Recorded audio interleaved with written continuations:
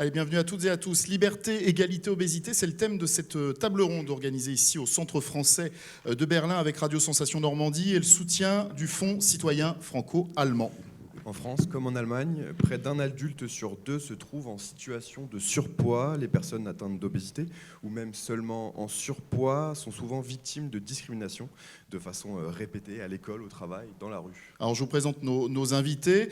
Il y a à ma droite Anne-Sophie Joly, présidente du collectif national des associations d'obèses, Magloire Delcros-Varro, animateur et réalisateur, et nous rejoindrons tout à l'heure Bénédicte Hennis, cofondatrice de la start-up Benou, et Christophe Loffel, chef pâtissier à la maison d'Écotray en Suisse. Ensemble, nous allons évoquer la prévention de l'obésité, le mieux manger, l'activité physique aussi, et essayer de comprendre l'évolution de l'image des personnes en situation de surpoids. Mais également comprendre les raisons des discriminations et puis apporter peut-être des pistes de solutions pour lutter contre ces discriminations. D'ailleurs, certains ont des idées. On va écouter et regarder ces propos recueillis par Grégoire Leray. La grossophobie, pour moi, c'est le fait de discriminer quelqu'un en fonction de son poids. Pour moi, c'est un problème d'éducation. C'est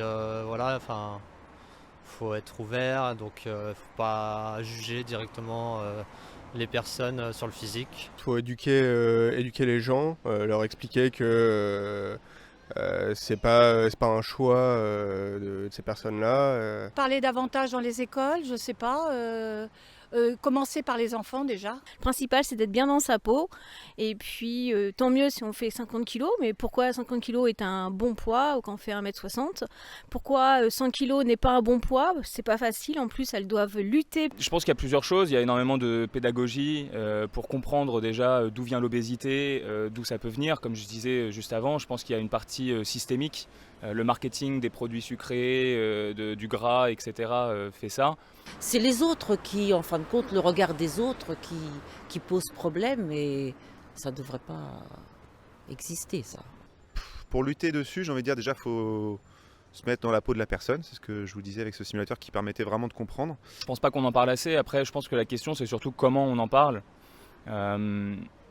Il y a des problèmes qui doivent être adressés dans notre société et la manière qu'on a de les adresser compte beaucoup finalement dans le ressenti que peuvent avoir les gens. Je pense qu'il devrait y avoir plus de journées contre cela, contre la grossophobie, des journées organisées et puis des événements pour lutter contre ce phénomène. On n'en parle pas assez et qu'il n'y a pas assez de modèles de personnes en surpoids et qui sont bien montrées parce que souvent les personnes en surpoids sont mal montrées et dénigrées et je trouve qu'un modèle positif plusieurs modèles positifs même seraient très utiles. Je pense que les personnes qui sont grossophobes ne réalisent pas forcément l'impact que ça peut avoir et ils devraient justement être plus avertis, plus alertes sur ces sujets-là. La grossophobie, c'est une attitude de discrimination envers les personnes obèses ou en surpoids. Pour certains, c'est plus qu'un mot, plus qu'une définition dans le dictionnaire. C'est une souffrance. Magloire Delcros-Varro, bonjour. Bonjour à tous. Très heureux d'être avec vous ici notamment à Berlin et puis à votre antenne. C'est pas la première, mais c'est toujours un plaisir. Vous êtes animateur de télé, de radio, réalisateur également. Vous débordez d'amour. Et vous avez été victime, et vous êtes toujours la cible d'attaques grossophobes. Comment est-ce qu'on le vit au début, et puis maintenant, aujourd'hui, avec l'expérience ? À la manière de M. Kennedy, je dis « He's been fit ». Je demande à notre interprète « He's been fit ». Je suis gros, c'est une évidence. Mais j'ai d'ailleurs, par ailleurs, d'autres différences. Quand on est un petit Français, dans le sud-ouest comme moi, et que j'ai la couleur que j'ai, et la vie que j'ai, les préférences, dans la vie personnelle et privée, j'ai donc la possibilité de discriminer de différentes façons. Il se trouve que, malgré ma toute petite notoriété, c'est par mon côté obèse que l'on a pu s'attaquer à moi sur les réseaux sociaux et puis face à moi, à plusieurs reprises. Et c'est toujours la chose qui me touche le plus. Et pendant des années, je me suis retrouvé comme un petit garçon de 7 ans face à des attaques. J'allais faire une émission dans une immense radio bien connue en France. C'était la première.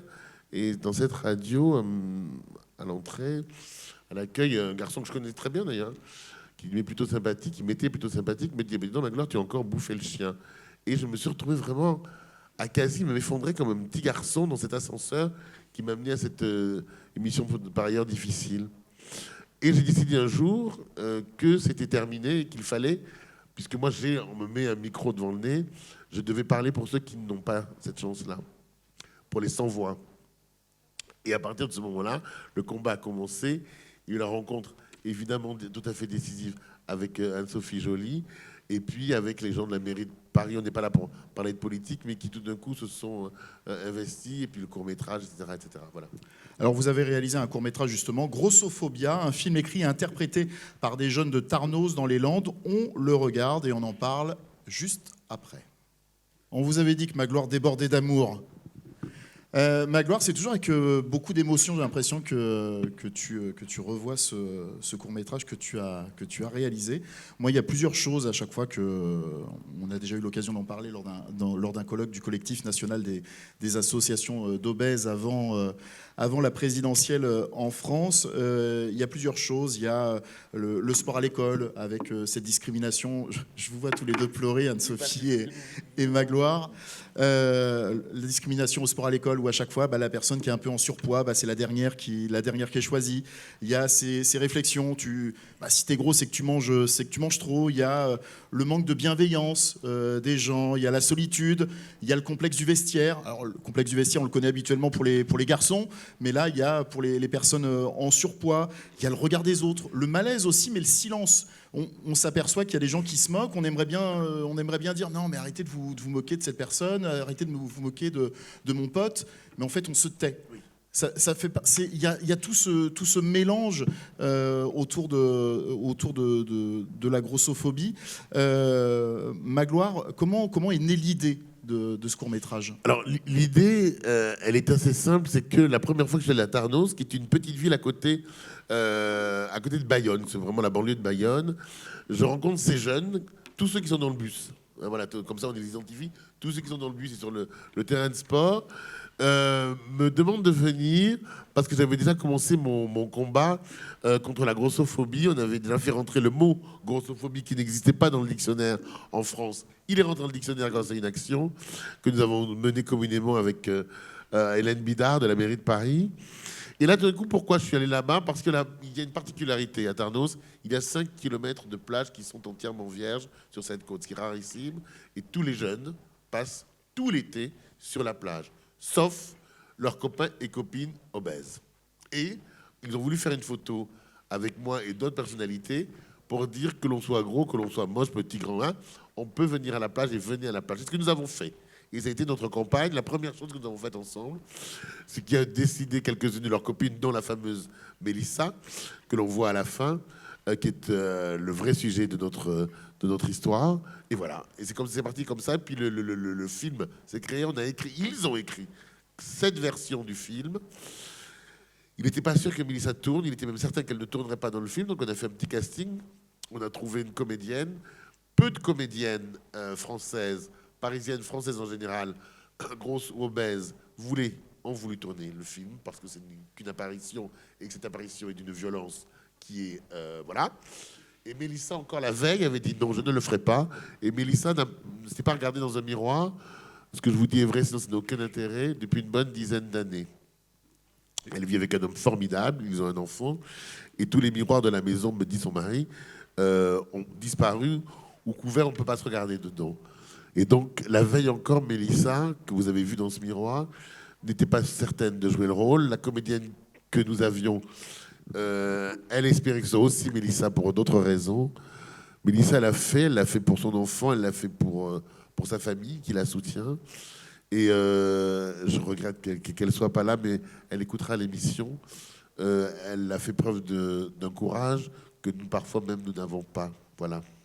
Et quand ce film, Magloire, est regardé, quand il est projeté, quelles sont les réactions qu'il suscite? Comment les gens réagissent en général? Alors, je vais parler d'une seule réaction. On le montre beaucoup au milieu scolaire. À l'UCPA en France, c'est tout ce qui est sport, c'est le service des sports, ce qui fait que des jeunes peuvent partir en camp, faire du sport, etc. Et donc, c'était dans le cadre d'une projection dans un UCPA, dans le sud de la France.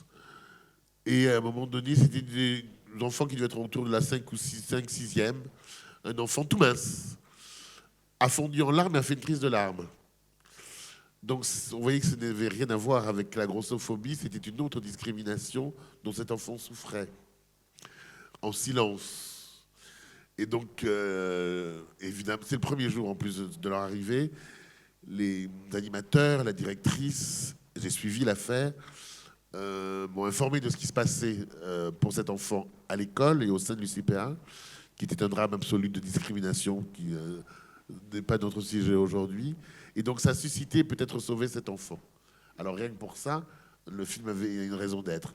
Mais il suscite surtout l'émotion. Et comme vous le voyez, Anne-Sophie, puisque nous vivons et nous avons vécu sans se connaître avant, mais on a tous les mêmes, nous les gros, on est tous les mêmes, hein, tous les mêmes vies, ça suscite évidemment beaucoup d'émotions. Alors, naturellement, il n'y a pas d'échelle entre racisme, antisémitisme, homophobie, grossophobie, mais il y a la grossophobie, on en parle peut-être moins, on fait moins de choses sur la grossophobie que pour le racisme, par exemple. C'était pas identifié, surtout. C'était pas identifié. Enfin, on s'est tous vus un jour dans un avion, dans un train, se dire « J'espère que la grosse va s'asseoir à côté de moi, quand même. » Allez, on l'a tous un peu fait. Voilà.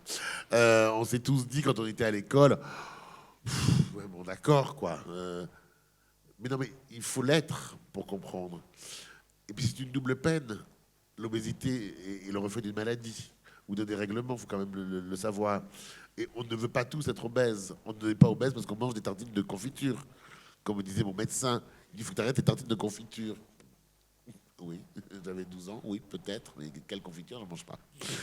Et donc c'est une double peine, c'est-à-dire c'est devoir subir un corps que l'on ne maîtrise pas et qui prend des libertés qu'on n'envisageait pas, et devoir subir le regard des autres, et les invectives, et parfois la violence des autres. Alors ça fait une double peine, voire une triple, c'est beaucoup quand même. L'obésité aujourd'hui, vous la vivez au quotidien. Vous la considérez comment? Comme une maladie, un handicap, une souffrance? Alors il n'y a pas l'obésité, il y a des obésités. Je pense que... je me demande si c'est pas... Il n'y a pas une obésité par personne, mais ça c'est plus... c'est pas moi qui vous en parlais. C'est Anne-Sophie, bien sûr. Mon obésité à moi, elle est identifiable, je l'explique, je sais pourquoi, etc. etc. Je vis avec... J'essaie de la rendre de temps en temps un peu élégante. Toujours, Magloire, toujours élégante. Et parfois, je me dis quand je me lève que mon corps douloureux, il va falloir le supporter aujourd'hui. Aujourd'hui, il est moins douloureux qu'hier. Voilà. À qui on en parle, Magloire, de son obésité? On va voir qui? À qui on demande de l'aide? On va voir son médecin? On en parle à ses amis? On appelle une association? Ou est-ce qu'on ferme sa gueule et on souffre en silence? Alors, pour la plupart des cas, à mon sens, on ferme sa gueule et on souffre en silence. C'est pour ça qu'on est là. C'est pour ça que nous sommes là. C'est pour ça que je vous remercie de nous recevoir. Parce que c'est ça le grand malheur de l'obésité et des souffrances qu'elle suscite et des souffrances collatérales qu'elle suscite, y compris pour les enfants des obèses, y compris pour les parents, les ascendants, etc., etc. À qui on en parle à ceux avec qui on n'a pas besoin d'en parler. C'est-à-dire qu'on va voir les gens des associations, quand on pousse c'est la porte du CNAO, on n'a pas besoin de dire ce que l'on vit, puisqu'on vit la même chose. Donc à ce moment-là, on peut agir.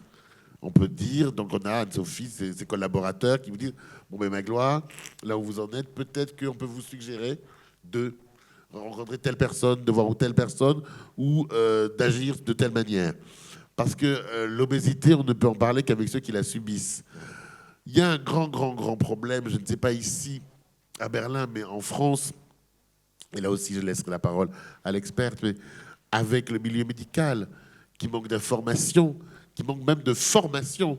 Nos médecins français ne savent pas, ne connaissent pas, ne savent pas ce que c'est que l'obésité, et ne l'envisagent pas, et ne savent pas surtout la gérer. Alors, pour moi, le pire, c'est au niveau de la gynécologie, où là, c'est un véritable scandale, et beaucoup de nos amis, correspondantes, copines, etc., qui, comme toutes les femmes, ont besoin d'un gynécologue, se ramassent les pires horreurs en termes de mots lorsqu'elles sont devant un gynécologue indélicat, voire même pas indélicat, non informé, c'est les pires. Anne-Sophie Joly, vous êtes présidente du collectif national des associations d'obèses, donc en France. Est-ce que vous pensez que ce film peut être utile et de quelle façon ? Alors, je commence par bonjour Berlin, bonjour l'Allemagne, merci Berlin et merci l'Allemagne et merci les relations franco-allemandes. Bon, ça c'est fait, bisous. Ce film, il est hyper important, mais Magloire l'a très très bien dit, c'est que finalement c'est poser des mots, poser des attitudes, poser des images sur une réalité qui a été voire pendant des décennies, voire des centaines d'années, même si l'obésité est une des pathologies émergentes, malheureusement de notre siècle, avec une alimentation ultra transformée, avec une sédentarité prégnante, etc., et surtout avec aussi des polluants et des intrants et des toxiques, fait que on a besoin déjà de soulager les âmes des personnes, de dire que finalement, ça va bien au-delà de « arrête de bouffer, il va courir », comme c'est marqué dans le film, hein, c'est très clairement dit dans le film. L'obésité, c'est 600 portes d'entrée. Que ça atteint à la fois le métabolique humain, ça attaque le mental, ça attaque le cœur, mais le cœur au sens propre comme au sens figuré. C'est finalement cette espèce parfois de critique de gens qui ne connaissent pas du tout ce que c'est, qui en ont peur. Donc pour le coup, c'est l'attaque est la meilleure défense. Et qu'au final, on se dit, mais il t'a rien fait, pourquoi tu l'attaques ? C'est peut-être aussi une façon, finalement, de me montrer que je peux être aussi bien, moi, en écrasant quelqu'un de plus petit ou de plus faible. Donc ça on est sur de la psychiatrie. Hein. Donc, mais il faut sortir de ça, il faut sortir de ce qu'on ne connaît pas pour pouvoir se dire, je peux aussi apprendre des choses jusqu'à la fin de ma vie, ça ne va pas me faire de mal. Et puis, effectivement, je suis d'accord, Magloire déborde d'amour. Et en fait, j'ai envie de vous dire, tous les obèses sont des marshmallows d'amour méconnus. Et il va falloir rectifier le tir. On parle beaucoup du regard des autres, de celui de ses amis, de sa famille, des gens dans la rue aussi. Mais il existe également parfois dans le milieu médical des pratiques un peu maladroites, voire inadaptées, des paroles aussi culpabilisantes. On l'évoquait justement et je vous propose, avant de regarder son film, je vous propose d'écouter Dominique Durer, elle est médecin généraliste à l'EASO, European Association for the Study of Obesity. On l'écoute et on va parler juste après de son court-métrage. Je m'appelle Dominique Durer, je suis réalisatrice du court-métrage Courage.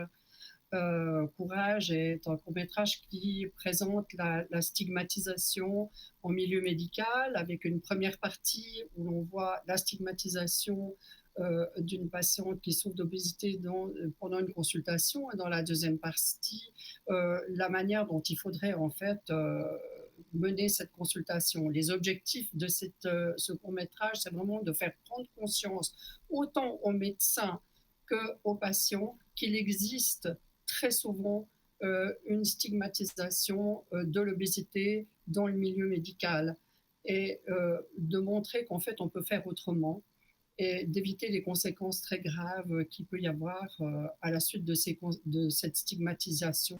Alors, on va enchaîner tout de suite avec le court-métrage qui sera la vidéo 4, le court-métrage donc de Dominique Durer. Voilà, court-métrage de Dominique Durer, médecin généraliste à l'EASO.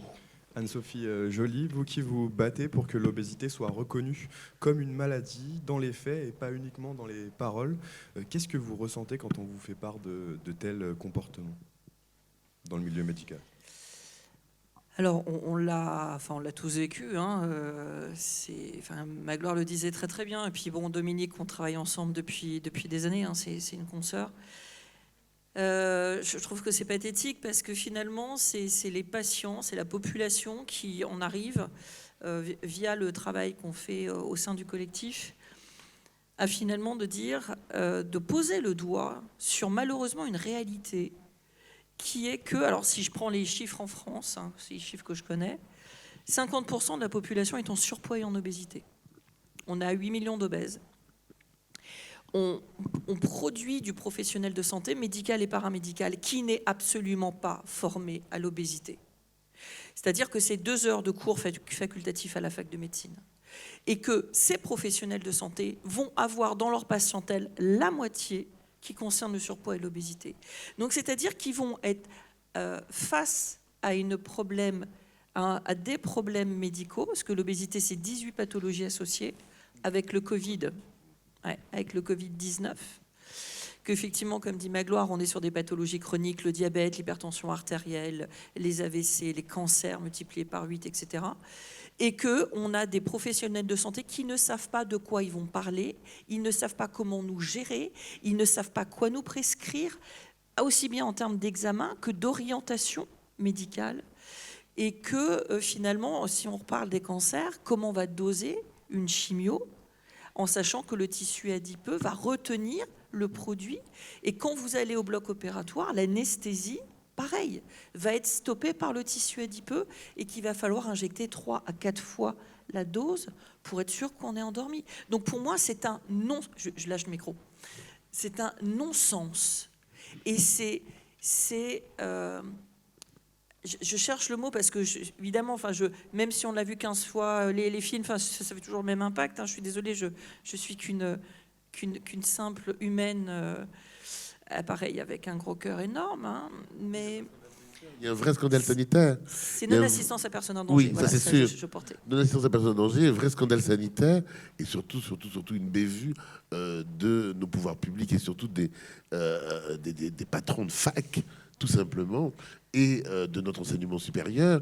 Notre ex-ministre Valérie, on ne va pas stigmatiser les gens, avec qui j'ai pu dîner par 2 fois, qui expliquait par 2 fois choses qui, je pense, lui sont passées au-dessus de la tête. Je ne sais plus maintenant, je ne sais pas où elle est et quelle fac elle dirige. J'ai envie de lui dire au secours, à l'aide, à l'aide. On parle de personnel médical qui va culpabiliser le patient. Il y a aussi le problème du matériel qui parfois n'est pas adapté. Et ça, on va l'évoquer puisque Magloire, on se connaît. Et, il avait déjà partagé ce témoignage d'une scène avec une intervention de pompiers. Oui, voilà.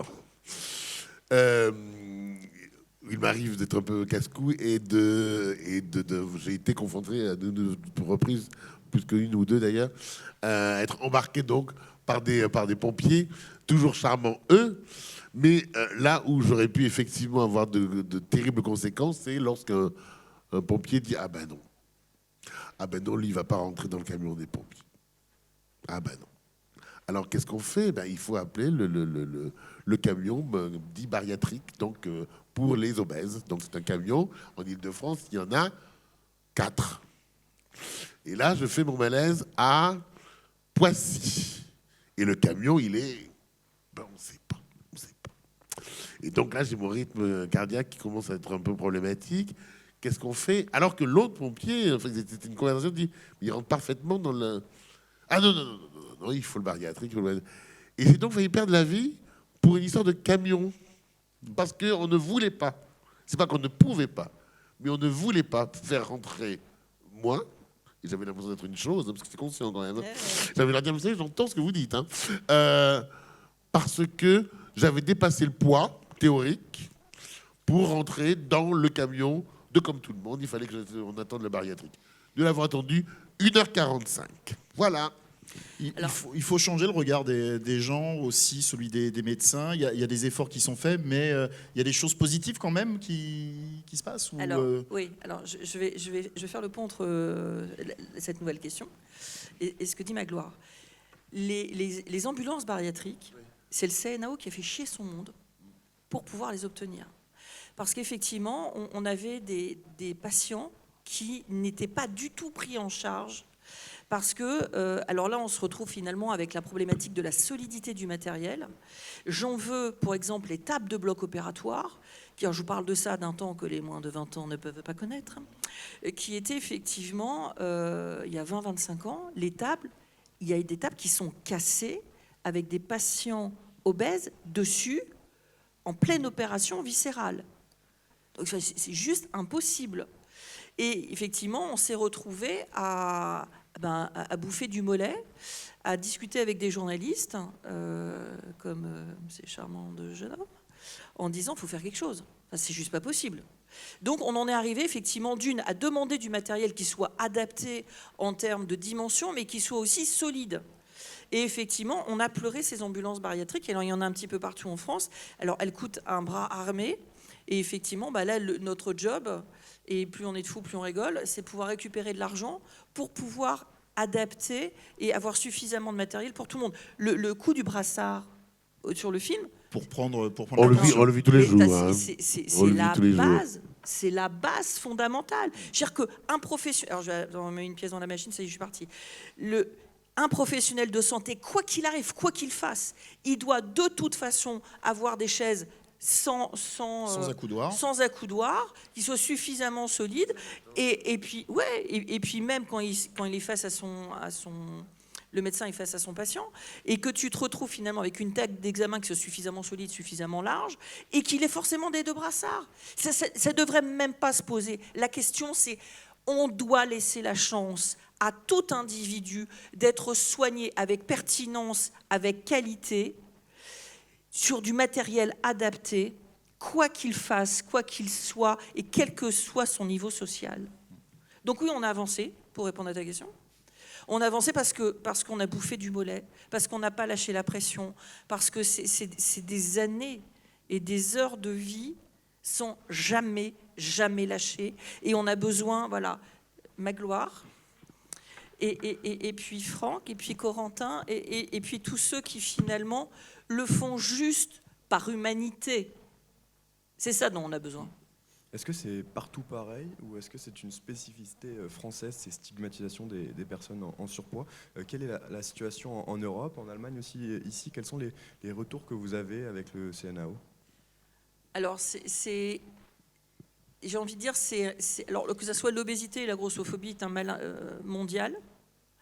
Elle est plus ou moins évidente d'un pays à l'autre. Elle est plus ou moins bien vécue ou mal vécue. Ça dépend si effectivement où en sont les politiques de santé publique. Ça dépend où en est la prévention, où en est l'information, où en est l'information vulgarisée médicale à destination de la population. Ça dépend comment on forme les professionnels de santé médicaux et paramédicaux. Et puis, j'ai envie de dire, ça dépend l'état de bienveillance générale de la population. Et ça a été dit dans le film. C'est des choses qui doivent être transmises dès le plus jeune âge. On peut être de n'importe quelle couleur, on peut être de n'importe quelle forme. Merde, la seule chose qu'on veut, c'est vivre heureux comme tout le monde. C'est ça dont on a besoin. Et j'ai l'impression qu'on rentre en arrière, et ça, c'est pas possible. Anne-Sophie, quelques statistiques récentes. Près d'un quart des adultes sont obèses en Europe. Entre 5 à 9 ans, un enfant sur 8 est obèse. Est-ce que les autorités ont trop tardé à réagir? Alors, moi, ça doit faire 23 ans à la louche que je fais chier tout le monde. Au départ, on m'a dit, non, mais en fait, des politiques de santé publique à ce niveau-là, ouais, mais enfin, oui, mais enfin, on va pas avoir de résultats une fois que j'aurai fini mon mandat. Alors là, j'arrive avec une phrase que j'aime particulièrement bien. Tu as été élu par qui? Pour qui? Non, parce que je suis un peu blonde, un peu femme, un peu obèse, donc je les cumule un peu dans l'état. Donc en fait, si tu peux me dire pour qui tu bosses, moi ça m'arrangerait, parce que je dis, moi là, accessoirement, c'est pour le peuple. Donc on s'en fout que tu sois réélu ou pas réélu. T'investis, tu pousses, tu avances. Alors là, nous, en France, on a beaucoup avancé comparativement à d'autres pays de l'Union européenne et d'autres pays dans le monde, parce qu'on a collé ce qu'on appelle des recommandations de la Haute Autorité de Santé, qui sont opposables à la loi sur des prises en charge médico-chirurgicales, que effectivement on va traiter ce qui va être on a une reco sur la boulimie, hyperphagie, anorexie qui entraîne, et là sur la première partie du film de Dominique c'était très clairement dit, l'atteinte à l'estime de soi, c'est finalement pousse les gens à arrêter sortent du système de santé, ne se soignent plus, et on arrive finalement à des tentatives de suicide. Ce n'est pas tolérable. Donc nous en France, j'ai envie de dire, on a l'avantage ou l'inconvénient, je ne sais pas dans quel sens il faut le prendre, d'avoir des excités du bulbe qui ne lâchent pas le morceau. Donc on a avancé. Et puis à force de peser, et t'en sais quelque chose, sur nos 2 colloques présidentiels, à aller interpeller directement les politiques, les futurs présidents, on les a interpellés. Et on leur a dit, 33 millions de personnes, 33 millions de votants. Moi je ne joue pas à ça. Quelles sont les options, les alternatives proposées aujourd'hui aux personnes obèses ou en surpoids? Il y a des traitements, de la chirurgie, ce sont des process longs et compliqués souvent? Alors, Oui, alors Il n'y a pas de réponse à ça. Il y a une réponse par personne, je pense. La spécialiste, évidemment, Anne-Sophie, mais plus je le vois, plus je vois des cas, des dizaines de cas. Il y a donc des dizaines de réponses. Anne-Sophie. Alors, c'est à la fois de la médecine personnalisée, et il y a finalement, dans les traitements qui sont mis à disposition, il y a la chirurgie bariatrique, mais qui n'est pas fait pour tout le monde. Donc, c'est sur des techniques plus ou moins invasives, hein, l'anneau, la sleeve et le bypass gastrectomie. Après, il y a des médicaments, des molécules qui sont en train d'arriver sur le marché. Il y a Novo Nordisk qui sort un produit, mais qui lui était déjà sur le terrain depuis des années, notamment pour le traitement du diabète type 2. Et on se rend compte qu'il y a une perte de poids assez significative, entre 5 et 10% du poids total de la personne, qui suffit, ne serait-ce que ça médicalement, à baisser les comorbidités et à augmenter de 35% la qualité et l'espérance de vie. Donc c'est loin d'être anodin. Après, j'ai envie de vous dire, c'est la remise en mouvement des individus, parce que ça, effectivement, il faut partir sur une remise en mouvement assez importante. Et puis après, c'est aussi se dire, plus on pourra transformer notre alimentation nous-mêmes, c'est-à-dire moins acheter, voire quasiment pas acheter, mais en tout cas moins acheter de l'alimentation ultra transformée, parce que finalement, dans ce que vous allez mettre, la façon dont vous allez le transformer, puis on en parlait avec un jeune homme très brillant là-bas, qu'on va voir qui nous rejoindra tout à l'heure, Christophe Loffel, qui est chef pâtissier. C'est comment on peut se faire à manger et surtout se faire plaisir. Il faut se faire plaisir. Je discutais une fois avec un endocrino qui m'a particulièrement, endocrino diabéto, et addicto, qui m'a énervé en me disant c'est quand même pas compliqué, t'arrêtes de bouffer. Dans la culpabilisation. Non, mais ça, c'est très, très grave. Hein. Il est endocrino. Hein. Non, mais c'est très, très grave, ce que tu dis là. Hein. J'ai dit, mais pour manger, tu es obligé de vivre. Donc, au final, si tu arrêtes de manger, tu meurs. Donc, comment tu peux faire, finalement, pour manger des choses dont ton corps a besoin d'une façon nutritionnelle, métabolique, et te faire plaisir? Il faut mettre le plaisir partout. Alors moi, je vais mettre les pieds dans le plat avec mes petites questions qui dérangent et qui agacent. Les obèses, ok, mais ça coûte de l'argent au système de santé. Est-ce que plutôt que d'attendre que les gens soient gros, avec parfois une obésité morbide, des pathologies très graves, et donc si on reste sur l'aspect financier, qui coûte cher, aux services de santé, est-ce qu'il vaut mieux pas, entre guillemets, s'intéresser aux problèmes à l'origine, plutôt que d'attendre et de se dire ah bah oui, mais les services de santé sont débordés, il n'y a plus d'argent pour soigner, les médecins, il n'y en a plus, et du coup ça coûte cher. Et moi je l'aime bien ce garçon. Moi ça fait longtemps. Hein. Mais oui, ça fait longtemps qu'on l'aime bien. Plus je le côtoie, plus je suis fan. Bien sûr. Shirley Dino là.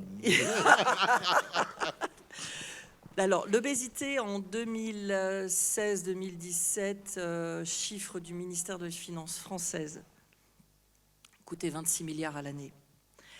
Là, l'année dernière, on est arrivé à un chiffre de 56 milliards à l'année. Pour moi, mais je suis ni président de la République, ni Premier ministre, parce qu'à mes yeux, ça se joue à ce niveau-là.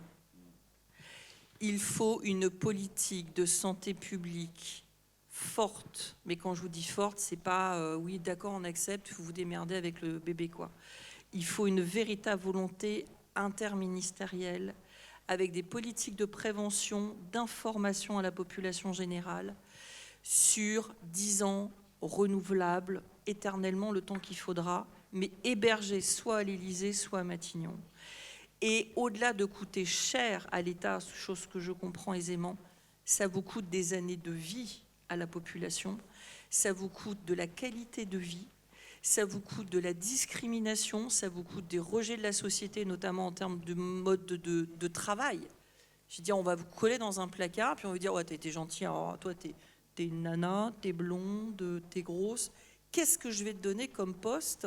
Même si c'est un poste à responsabilité, on va pas vous le donner. Parce que tu ne représentes pas l'image de la société. L'image de la société, c'est aussi un cerveau, quoi.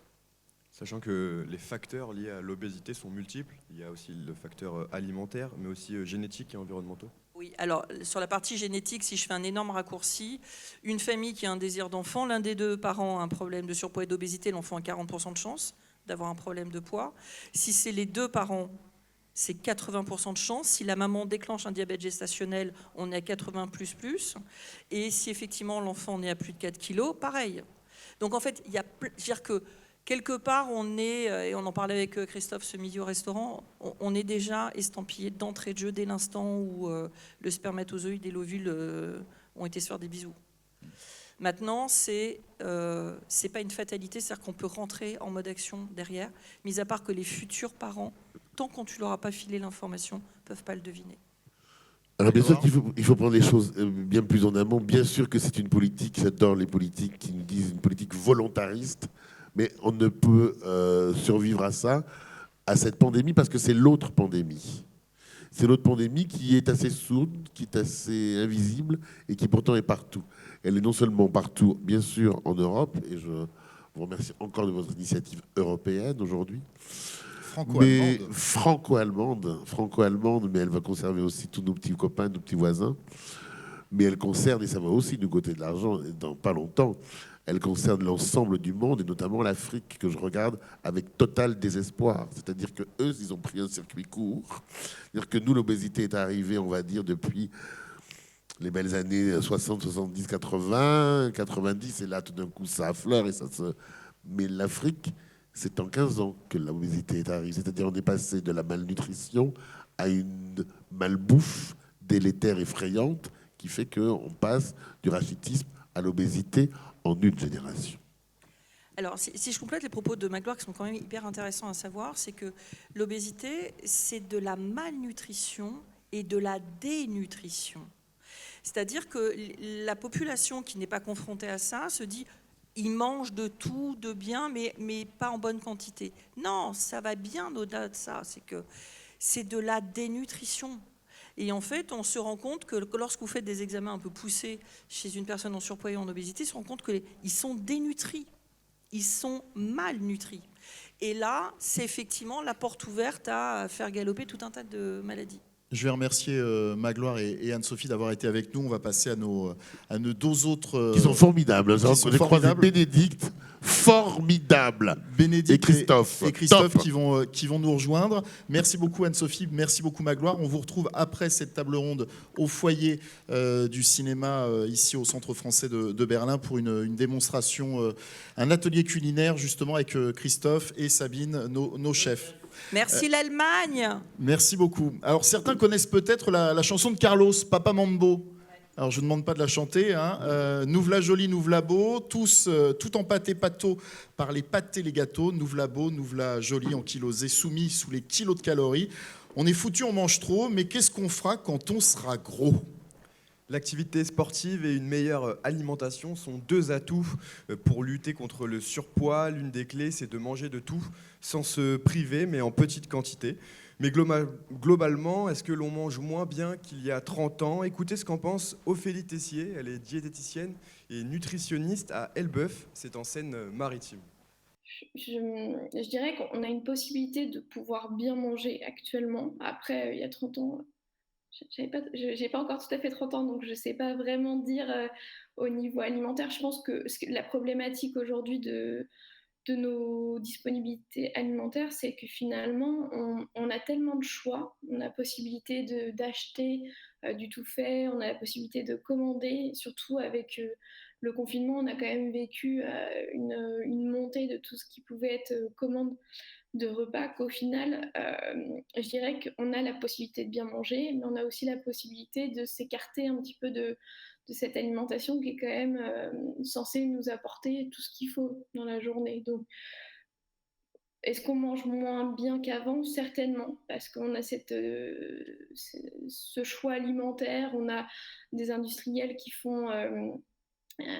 plusieurs sortes de gâteaux, que ce soit du salé, du sucré, de préparation. C'est vrai qu'aujourd'hui, maintenant, on pousse les portes d'un petit ou grand supermarché et on a beaucoup de choix, voire peut-être trop. Donc, ce qui ne pousse pas forcément une personne qui va considérer l'acte de cuisine ou même le temps à se préparer à manger comme important et du coup va se va aller vers ce type d'aliments déjà tout prêt ou de la commande. Mais pour autant, on le voyait à la sortie du confinement. Moi, j'ai vu des patients après les confinements, enfin les divers confinements et Covid, que finalement, les personnes avaient eu un déclic de se dire bah, on va manger mieux, on va peut-être revoir nos achats, où est-ce qu'on achète. Est-ce qu'on n'achète pas mieux, plus qualitatif? Et au final, ça, on voit que ça a pris un petit peu une autre tournure, notamment par rapport à l'aspect économique, où les gens revoient leur budget alimentaire et c'est peut-être pas forcément toujours la priorité. Allez, on va parler nutrition, on va parler nourriture, alimentation. C'est l'un des facteurs parfois de l'obésité, du surpoids. Nous ont rejoint Bénédicte Hennis, cofondatrice de la start-up Benou, start-up berlinoise. Bonjour. Bonjour. Et Christophe Lefel, chef pâtissier à la maison d'Écotray en Suisse. Alors faire attention à son alimentation, c'est facile à dire, hein, on l'a vu, parfois on préfère les plats préparés, tous les repas tout prêts, mais les gourmands le savent bien, il y a un problème avec Christophe, et pas que avec Christophe, il y a un problème avec les pâtisseries et les desserts, c'est qu'ils font grossir. Christophe Lefel, bonjour. Bonjour à vous. Vous êtes originaire de Wissembourg dans le Bas-Rhin. Vous avez grandi donc très près de la frontière franco-allemande. D'ailleurs, vous parlez allemand. Est-ce que vous pouvez nous dire quelques mots? Ja, also ich spreche sehr gut Deutsch. Deswegen ist es auch sehr, sehr schön für mich in Berlin zu sein. Vous êtes aujourd'hui chef pâtissier en Suisse. Vous avez été nommé chef pâtissier suisse de l'année en 2021 par le célèbre guide Go et Millau. Alors, tous les desserts font-ils grossir, Christophe Lefel? Alors pour moi, c'est pas les desserts qui vont faire grossir. Enfin, je pense pas. C'est surtout si on est dans l'excès de tout ce qui compose un dessert. Mais au final, ça peut être dans n'importe quel plat, pas forcément un dessert. Forcément un dessert à du sucre. Mais on peut faire en sorte maintenant de réduire justement la quantité de sucre qu'on a dans les recettes. Et on voit ça au fur et à mesure du temps, des années par rapport à une trentaine d'années en arrière, par rapport à les recettes qui ont été créées au tout début de la pâtisserie et ce qu'on fait maintenant. Eh ben, on a des modifications en termes de quantité de sucre déjà. Comment aujourd'hui un pâtissier va élaborer ses desserts? Est-ce qu'il réfléchit uniquement au goût, à la texture, au visuel, ou bien est-ce que l'aspect calorique, sucré, entre aussi en ligne de compte? Alors c'est très compliqué pour un pâtissier de parler de calories parce qu'en fait c'est pas notre métier à la base. Nous la base c'est de créer un dessert qui fait plaisir, mais on n'est pas censé penser à est-ce que ça va être très calorique, est-ce que ça va être... Nous, en fait, on a déjà une pression en termes de création et puis une pression soutenue dans un restaurant de pouvoir d'avoir la chance de créer et puis d'avoir la chance d'offrir en fait nos desserts aux gens et de se mettre encore une pression en plus de se dire qu'on doit penser à est-ce que c'est riche ou pas riche. Au final, quelqu'un qui va venir manger, bah, c'est peut-être plus par plaisir, donc je ne sais pas s'il va forcément réfléchir à ça. Justement, la clientèle, elle demande quoi aujourd'hui? Elle veut, on est en Allemagne, j'espère ne choquer personne, est-ce qu'ils veulent des gros gâteaux avec beaucoup de crème, ou est-ce qu'ils veulent des gâteaux, des desserts plus aériens? En fait, ça dépend dans quel domaine on est de la pâtisserie. Si maintenant on est dans de la pâtisserie boutique, on sera forcément dans des gâteaux qui vont être à partager donc pour beaucoup plus de personnes, pas forcément juste pour une seule. On est dans un restaurant, on sera forcément plus sur des desserts individuels. Et ça dépend aussi au moment où on le fait. Par exemple, un restaurant, ce sera sur la fin d'un repas, on ne voudra pas forcément quelque chose de très lourd, on voudra quelque chose de plus léger. Si on est l'après-midi au café, on va se prendre le temps, on va discuter, bah forcément on va se prendre une bonne part de gâteau pour remplir aussi un peu le ventre si on n'a pas trop mangé le midi, si on n'a pas pris le temps. Donc au final, tout ça fait en sorte que c'est très flexible, c'est très complexe à répondre de dire voilà, on veut tel et tel dessert. Parce qu'en fait, chaque envie fait qu'on aura un dessert différent qui s'adaptera à cette envie. Quelles sont vos astuces en termes de dessert? Est-ce que vous avez des exemples à nous donner? Alors des astuces, avec le sucre, avec en soi... Pour justement limiter un petit peu le... En fait, si maintenant on prend une recette qu'on peut trouver un peu partout, il faut se dire qu'on peut réduire déjà pas mal le sucre. On peut réduire environ de 10% le sucre facilement sans avoir à avoir d'énormes modifications sur la recette. C'est-à-dire qu'une recette où il y a 200 grammes, vous mettez 170, 180 grammes. En fait, il n'y aura pas de problème, ça ne va pas changer grand-chose. Il y aura peut-être, par exemple, pour un biscuit, ce sera un petit peu moins craquant, mais on peut le faire. On va dire ça, c'est dans une mesure très simple, sans forcément aller très très loin. Après, forcément, c'est sûr qu'on peut partir beaucoup plus loin, mais pour moi, je pense à une échelle très simple pour quelqu'un à la maison. Déjà, rien que 10% de sucre en moins, je pense que ça fait pas de mal. Pendant longtemps, c'est le gras qui a été l'ennemi. Maintenant, c'est le sucre pour son côté addictif et parce qu'il favorise la prise de poids, peut provoquer du diabète, des maladies cardiovasculaires et même un vieillissement prématuré. Les dosages vont changer. Il y a des substituts, il y a des alternatives naturelles au sucre. Alors déjà, on est parti sur une énorme croisade envers le sucre. Ce que je déplais énormément, je trouve, parce que même j'ai vu beaucoup de chefs pâtissiers à Paris qui étaient justement dans cette espèce de manière de dire moi je travaille sans sucre, je fais des pâtisseries sans sucre, il y en a eu en Suisse aussi. Pour moi, en fait, de dire que je travaille sans sucre, mais au final, on travaillera forcément avec du sucre, que ce soit du sucre naturel, que ce soit du sucre de fruits, que ce soit du miel, il y aura forcément du sucre. Donc, vous travaillez du chocolat, vous travaillez du sucre. Parce qu'ils en mettent dedans. Donc après, cette croisade, elle est partie très loin et elle a été très médiatisée, beaucoup sur Paris. Et moi, je trouve que c'est pas forcément la meilleure des manières de montrer aux gens que oui, alors moi, je fais ça sans sucre. Mais en fait, c'est plus d'être raisonné, en fait. On est quoi? On est dans le phénomène de mode, comme il y a des intolérances au gluten, on le sait, mais maintenant c'est très tendance de dire non, je consomme sans gluten. Et là, c'est un peu pareil avec le sucre. Non, moi, je ne fais pas de gâteau sucré ou j'évite le sucre. Alors ça va parce qu'on n'a pas trop cette problématique-là dans les restaurants. En tout cas, dans notre restaurant, on a cette problématique-là de tout ce qui est sans gluten ou des personnes qui veulent limiter ça, ce que je peux comprendre. Mais après, il y a une certaine limite de dire toujours, si c'est dit à la dernière minute, la personne arrive d'un coup, ouais, je suis sans lactose. En fait, ça change énormément de choses, surtout dans un dessert. Et de le savoir souvent dès qu'on ne le sait pas à l'avance.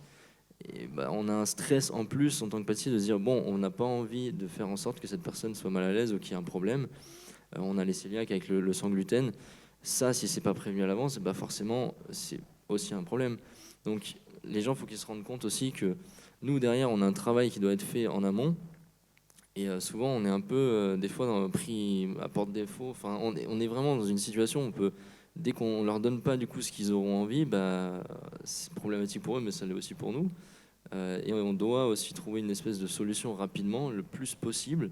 Et ça, des fois, c'est très compliqué. Donc, il ne faut pas forcément bannir totalement le sucre.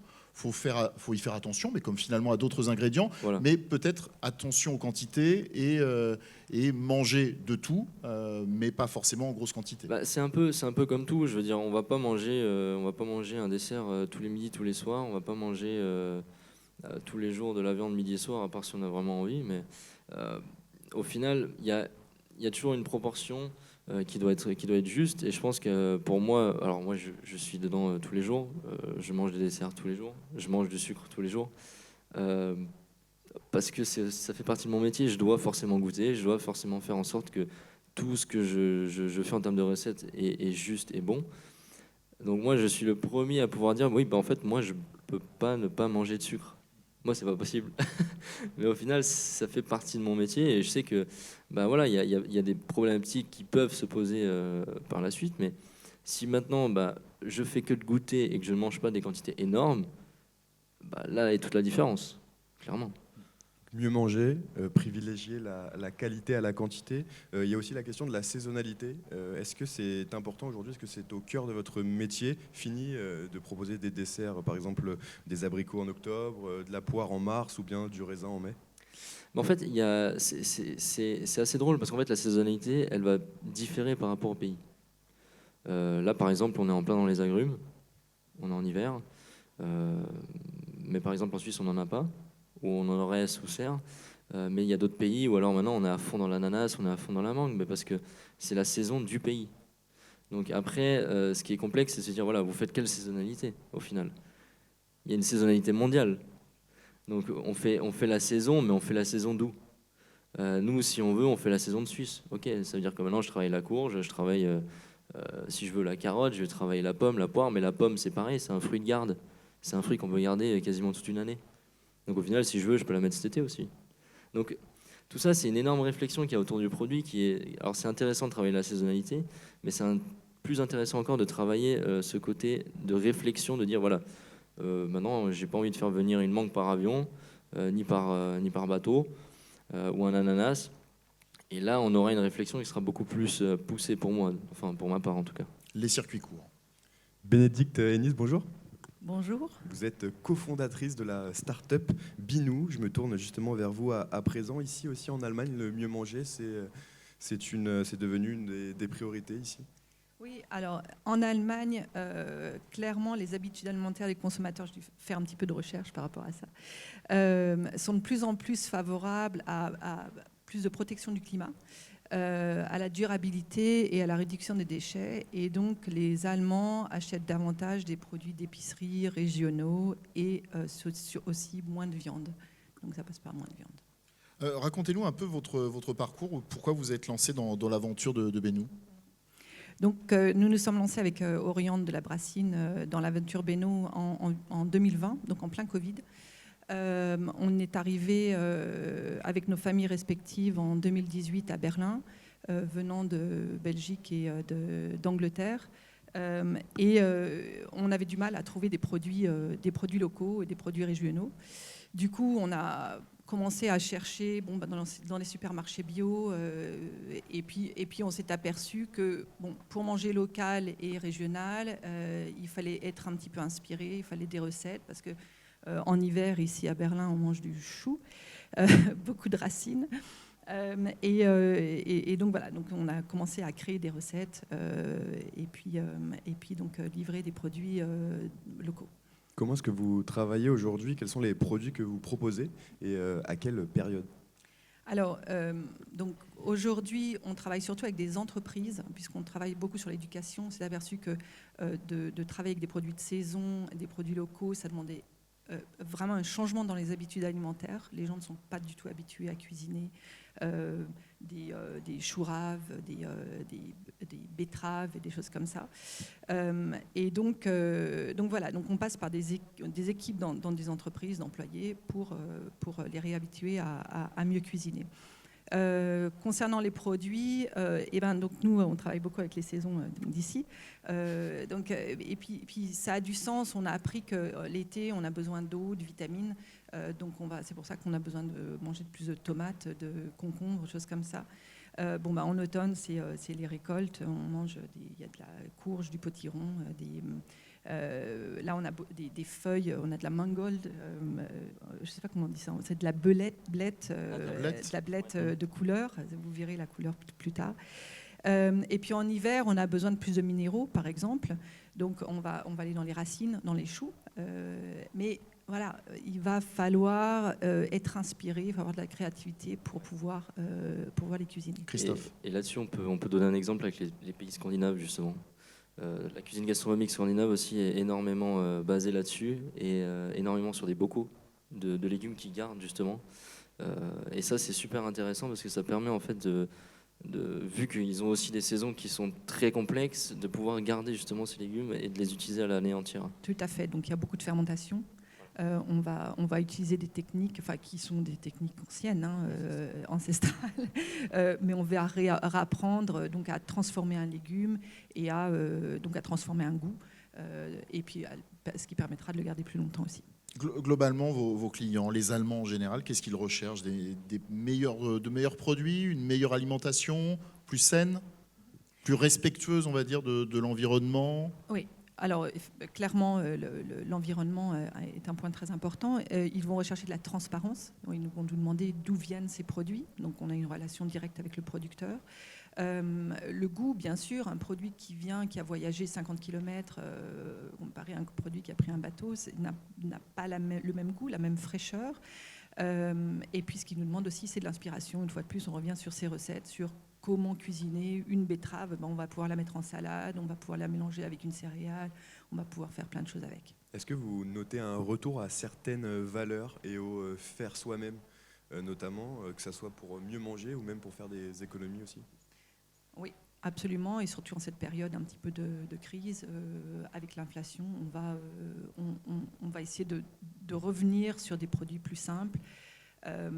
Mais on s'aperçoit que le gros problème, c'est le temps que ça prend, et les gens ne sont pas forcément prêts à mettre du temps, surtout quand on a des familles, ça ne va pas forcément être une priorité de cuisine.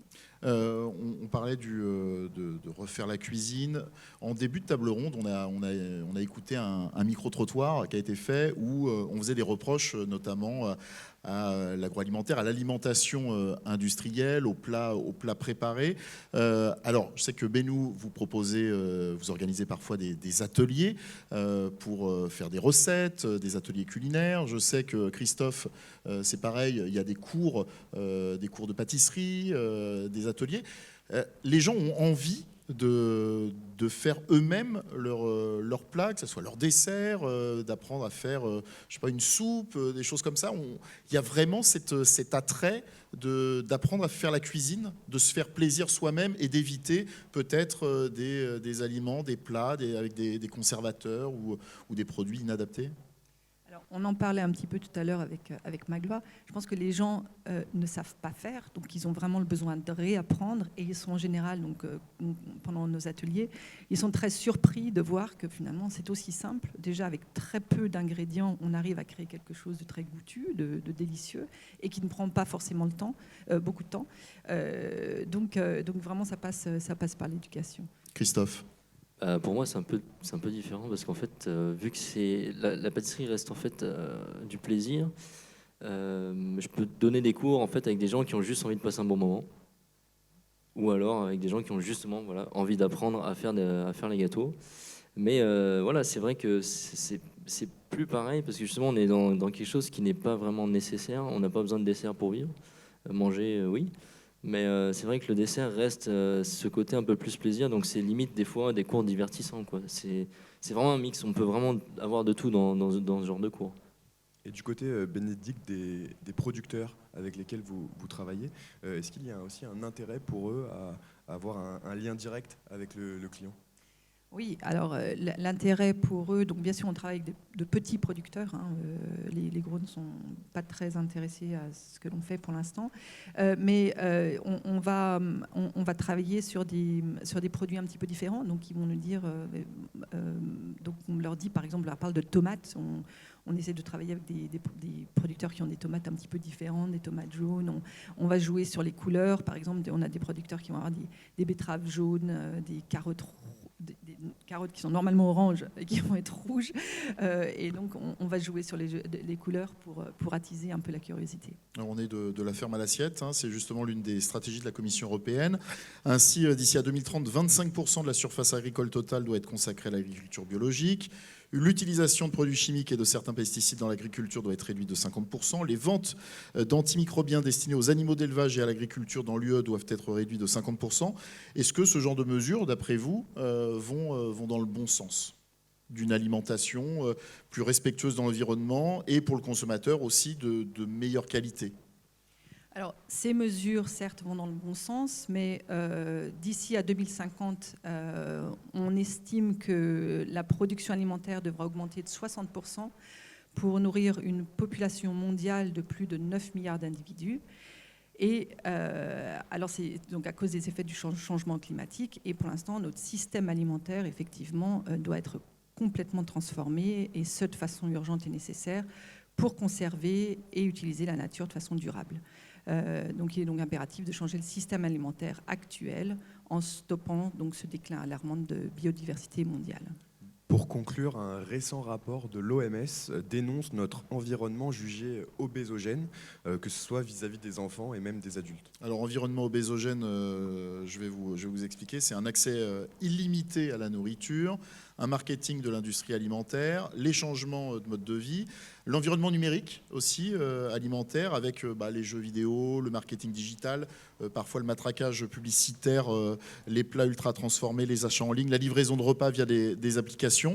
Qu'est-ce qu'on peut mettre en place, Bénédicte, dans notre quotidien ? Quelles sont les bonnes pratiques que l'on peut s'appliquer à soi-même et aussi à ses proches pour éviter tous ces facteurs et tout cet environnement obésogène ? Alors, pour nous, chez Béno, ça va passer par donc, la consommation de produits plus locaux, par la reconnexion, de se reconnecter avec les saisons, limiter la consommation de viande aussi, on n'en a pas trop parlé, donc pas forcément de passer sur un régime végétarien ou végétalien, mais d'être flexi. Donc voilà, si on arrive à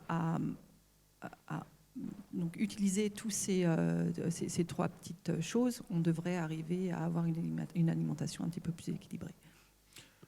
Christophe, quelque chose à ajouter? Comment on fait pour ne pas manger des gâteaux quand on joue aux jeux vidéo, avoir le paquet de chips devant soi quand on regarde une série? Non, mais en fait, moi, ça m'évoque un souvenir que j'avais quand j'étais en Haute-Savoie. J'avais un propriétaire qui, une journée par semaine, cuisinait toute la soirée. Il rentrait du travail vers 17h30 et puis il cuisinait jusqu'à, moi, je rentrais du boulot, donc il était quasiment minuit. Et en fait, il faisait tous ses plats pour la semaine. Et comme ça, tous les jours, il emmenait ses plats. Et puis, il rentrait, il n'avait plus rien à faire le soir. Il avait juste à réchauffer. Et puis, il était content. Et c'est toujours quelque chose que je me suis dit, mais j'ai toujours demandé, mais Daniel, comment ça se fait que tu as la force, comme ça, de dire, là, aujourd'hui, hop, tu fais la cuisine pour la semaine. Et intérieurement, il était motivé. Bon, après, il avait la cuisine qui était énorme aussi. Mais forcément, dès qu'on a une cuisine qui est agréable pour travailler, on va faire beaucoup plus que quand on a juste un petit four. Et puis, bon, la maison, au four, il n'est pas droit. Et je ne vais pas m'amuser tous les jours à faire des tartes, parce que ça va couler. Mais c'est là où déjà, rien que le fait d'avoir un environnement où on a envie de cuisiner, va déjà donner encore plus envie de faire et de faire encore mieux. Et souvent, voilà, dès qu'on est locataire ou qu'on a des logements qui sont un peu plus âgés, avec pas beaucoup de place de travail, soit on crée de la place de travail nous-mêmes, ou soit on ne travaille pas beaucoup. Donc on se limite aux choses les plus simples, en fait. Peut-être simplement se mettre un petit coup de pied au cul et Ça, de se toute motiver manière. pour passer une heure ou une soirée plutôt que d'être dans une position lascive sur son canapé et de regarder à la télé. Voilà, c'est ça, c'est qu'en fait, une heure constructive comme ça à faire de la cuisine peut, je pense, aider beaucoup de personnes que de se poser devant la télé et puis de regarder quelque chose qui ne va pas vous faire avancer dans la vie, quoi. Et puis cuisiner avec les enfants aussi. Moi, je pense que plutôt que de dire l'enfant a faim, vite, il faut lui cuisiner quelque chose, dire allez, on va cuisiner ensemble, on va préparer quelque chose ensemble et cuisiner avec eux. On a perdu peut-être ça, ce côté transmission.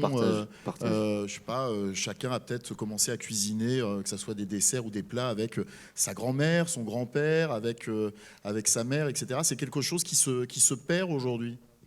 Tout à fait. Nous, on le voyait avec Beno. Les familles avaient vraiment du mal à suivre nos recettes parce que les enfants, le goût, ça ne leur convenait pas. Ça prenait une demi-heure à cuisiner, c'était un petit peu trop long. Il fallait que ce soit des pâtes ou du riz et que ce soit rapide.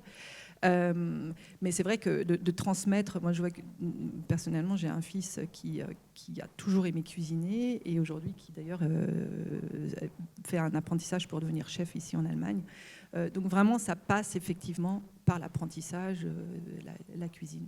Et Christophe, pareil, la cuisine c'est une histoire de famille aussi. Quand on était en Alsace plus jeune, Oui, ouais. Il y a eu cette transmission.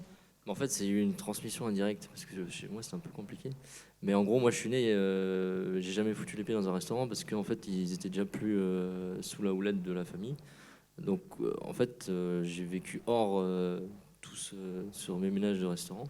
Mais au final, il y a toujours eu ce côté, le dimanche, j'allais au restaurant, le fait de manger tous ensemble, de partager ces moments-là. Et je pense que le fait d'être dans un environnement comme ça, avec des pâtisseries à côté, des restaurants, et puis de toujours passer des bons moments au restaurant, qui a fait aussi que je me dis que je peux aussi contribuer à faire passer un moment comme ça à des gens.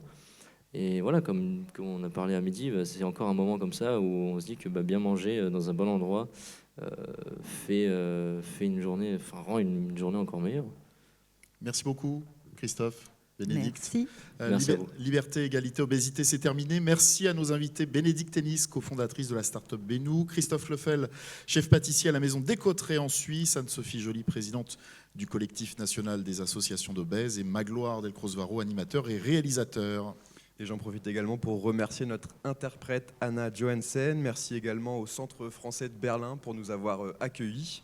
Et merci enfin au Fonds citoyen franco-allemand d'avoir soutenu ce projet.